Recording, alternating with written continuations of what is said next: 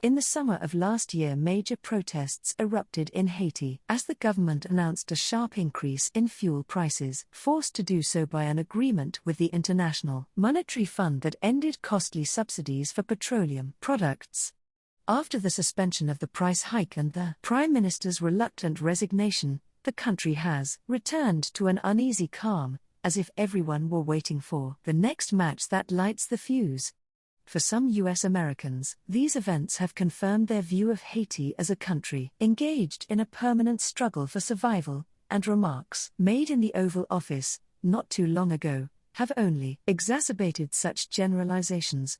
But, as Michael Harriot has pointed out, in a recent piece published in Root, every bit of the Haitian struggle is related to the legacy of slavery and capitalism, a legacy in which the United States and its banks are deeply complicit. What happened in Haiti never stayed in Haiti.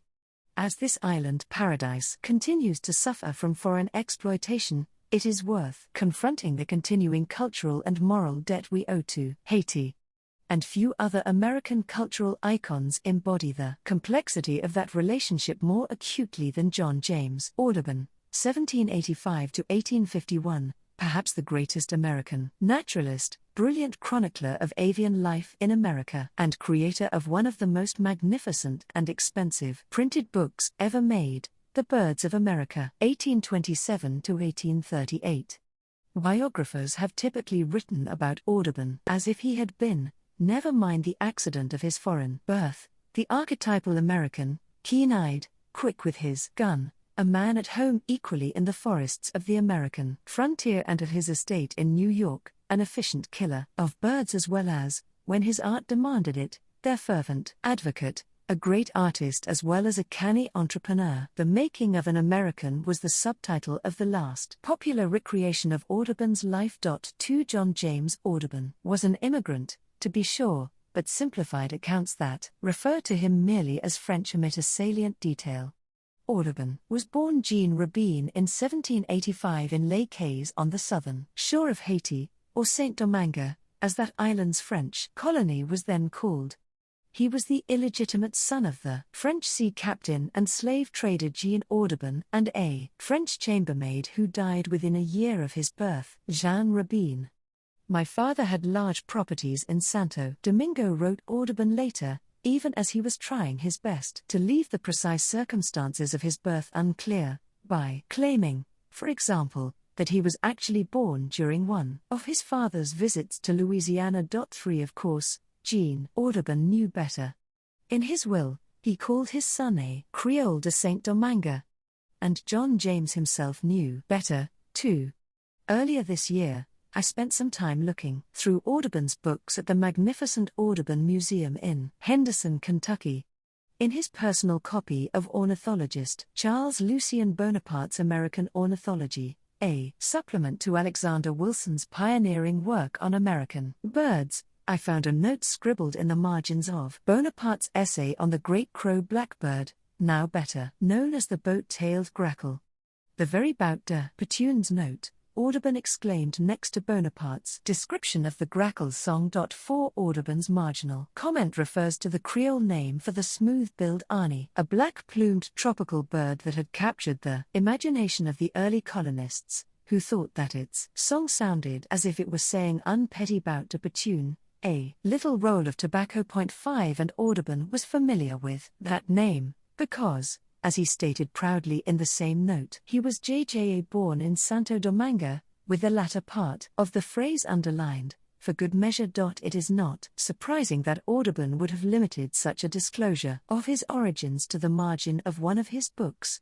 The land of his birth was an unfathomably brutal place. After the Spanish had systematically eradicated the last remaining members of the island's original population, the French filled the island with slaves from West Africa. The Pearl of the Antilles, as Haiti was also called, became the world's richest exporter of slave-grown goods.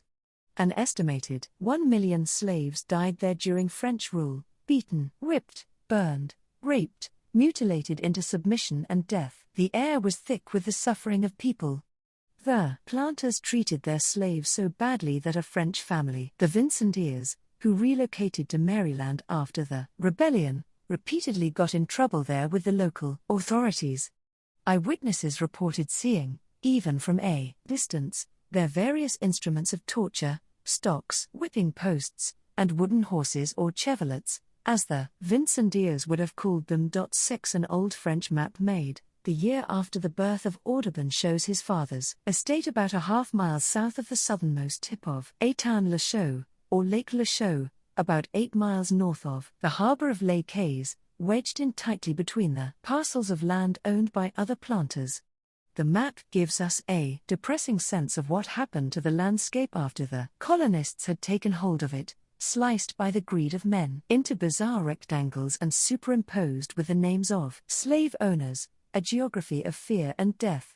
Not knowing what they were, the infant John James would have inhaled, with every breath he took, the dismal odors of slavery, the blood, sweat, tears, and fear mixed in with the sickly sweet smell of sugar coming from the pots where it was boiled and from where clouds would have arisen blotting out whatever beauties the landscape had to offer. We know that Audubon's father, a tough man and eventually a very rich one, too, regularly traded fabrics, wine and other European luxury items for coffee, sugar, and cotton, which he transported back to Nantes. 7 When exactly he added human beings to his line of goods is less clear, but at least 2 bills of sale have survived, sometimes listing the names of the people he sold, sometimes only the numbers. Like many whites in Saint-Domingue, Jean Audubon took what he felt was rightfully his, among them the mixed-race woman who ran his household in Les Cayes, Catherine Bouffard, with whom he had several children. It is likely that Audubon would have worried at least occasionally that, no matter what he had been told about his mother, he was gens de couleur, too, like his half-sister Rose, Catherine's daughter, whom he obliterated from his autobiography. At least while he was living in Kentucky, he kept slaves himself, visible proof that he could, after all, act the part of the master. 2. The 1791 Black Rebellion against French rule had brought young Audubon's tropical childhood to a sudden end. His father made sure that he and Rose were whisked off to Nantes, a place that turned out to be hardly safer than Les Cayes.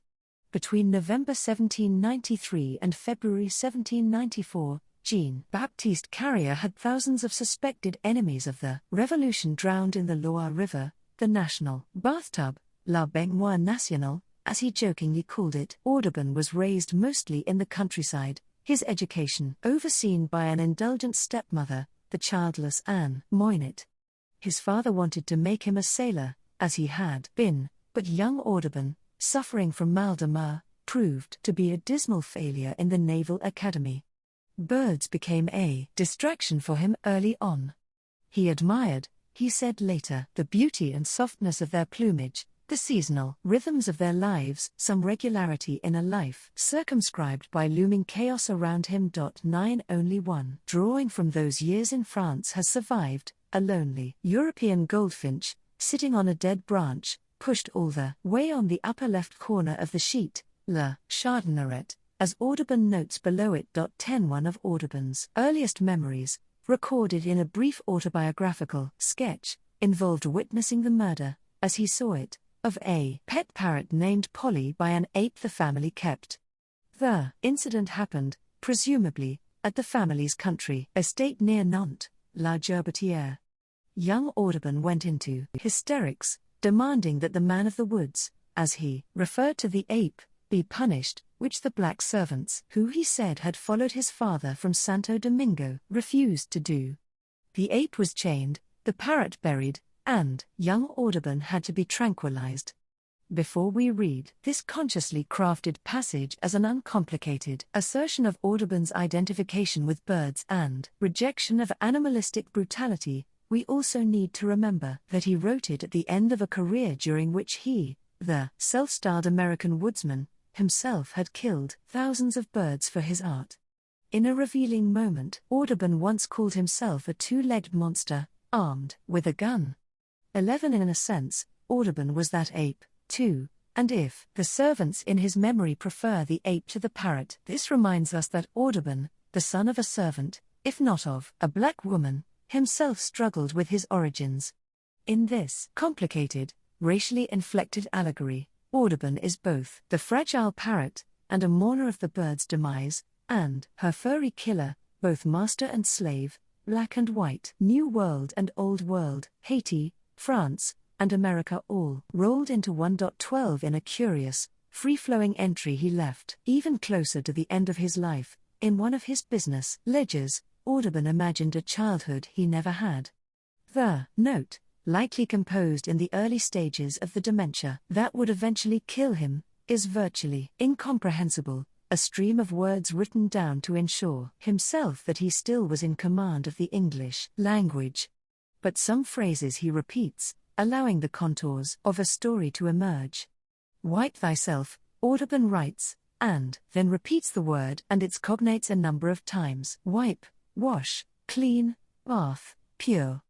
There are corresponding images of contamination, maggots, mites in the cheese, a skull, a corpse, as well as the elements of a narrative that sounds as if it had been taken from a children's book. References to a house with smoke coming out of a chimney, a silken dress, a high table, a kitchen, a brook, a beech tree, a willow.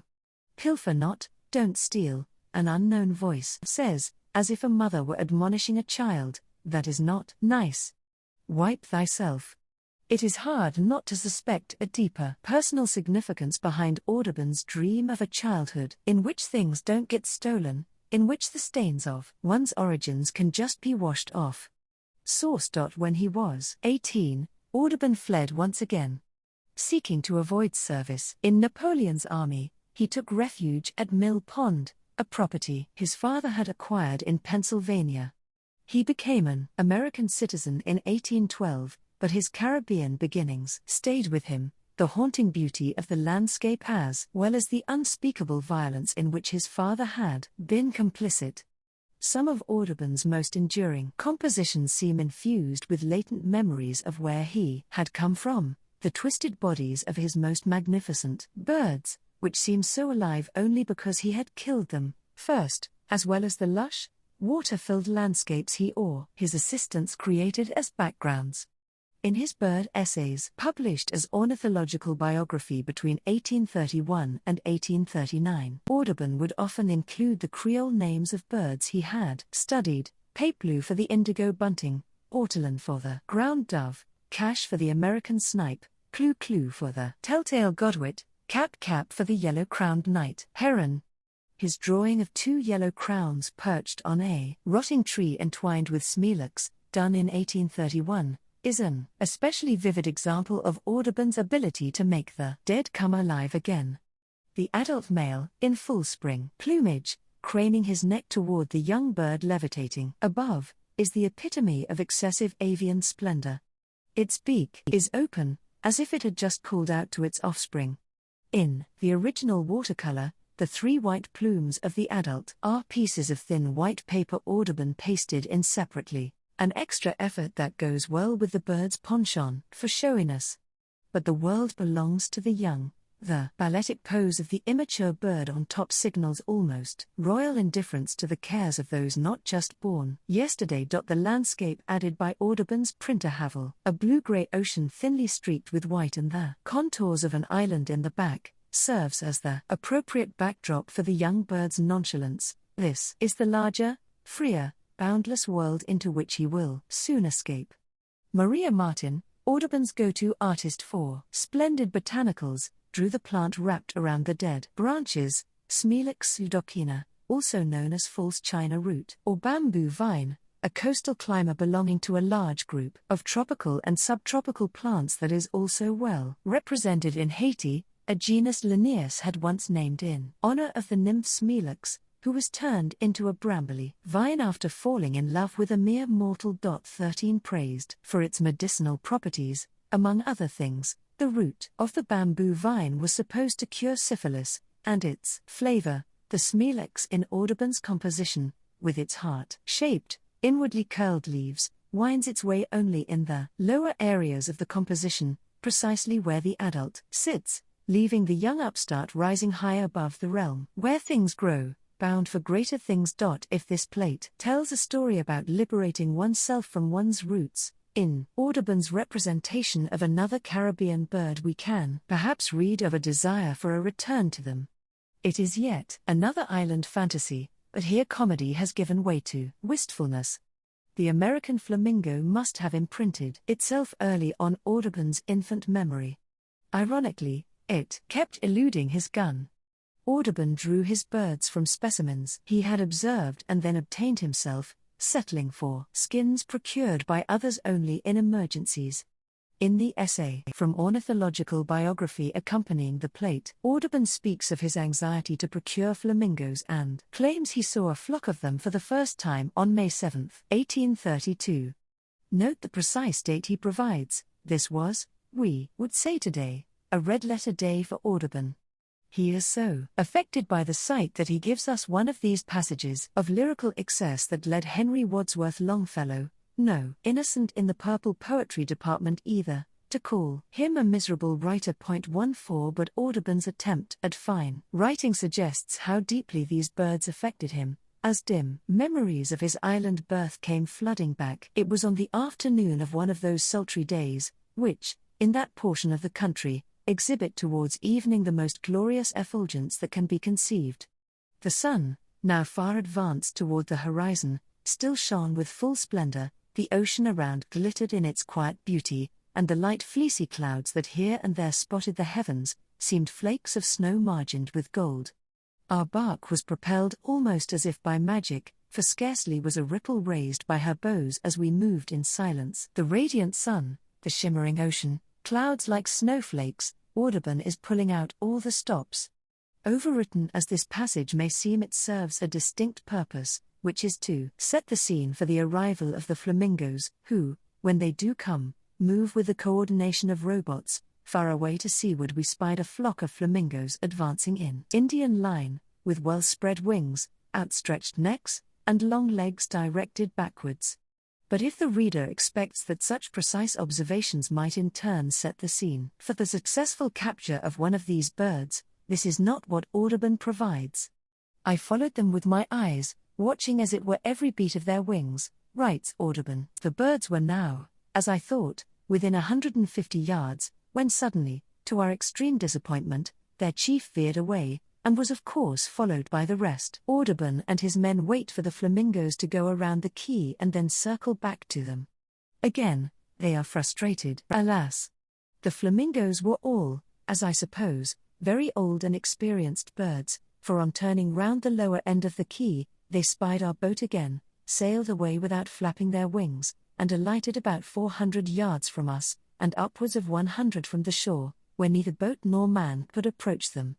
I however watched their motions until dusk, when we reluctantly left the spot. Audubon's intense desire for ownership over these birds, flamingos in the flesh, as he exclaimed longingly, as well as his abject frustration at failing to get them, led to some irritable passages in his correspondence with his normally reliable supplier, Dr. John Bachman. Indeed, it will prove a curiosity to the world of science, wrote Audubon, when that world will know that John Bachman D.D. himself, and about 1/2 persons besides, have not been able to send me even a stuffed specimen in time for my publication. So it is, however, and I dropped the subject. 16 Eventually, a correspondent in Cuba sent Audubon skins he was able to use. By that time, his engraver Havel was nearly done with the over 400 plates that comprise the birds of America. The American flamingo is a large bird, up to 5 feet tall, a fact not lost on Audubon, who was a tall man himself, at least by the standards of his time. He had wanted to portray all his American birds life-sized, but the flamingo is so huge that he had to portray it bending over so that it would fit the enormous 2 by 3 feet sheets he used. In the plate made from Audubon's drawing, one of the most coveted and expensive in the canon, he shows the central bird standing on what seems like a miniature island, likely a mudflat, complete with rugged little cliffs descending into a dark blue sea. The bird appears to be both solid and ethereal.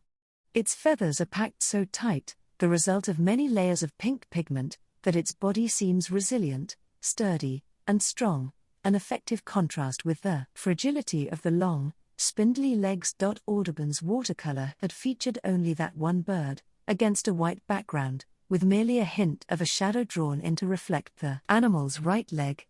But when it came to engraving the plate, Audubon and Havel went to town, adding several other flamingos in the background, feeding or lounging in exactly the kind of lagoon Audubon's Cuban correspondent had described to him. 17 Adding more birds to the plate made scientific sense, of course, social to a fault. Flamingos live in flocks with dozens of other individuals, and their breeding colonies may number in the tens of thousands. But their inclusion, the way they recede into that indistinct, milky white distance, perhaps also speaks of something more.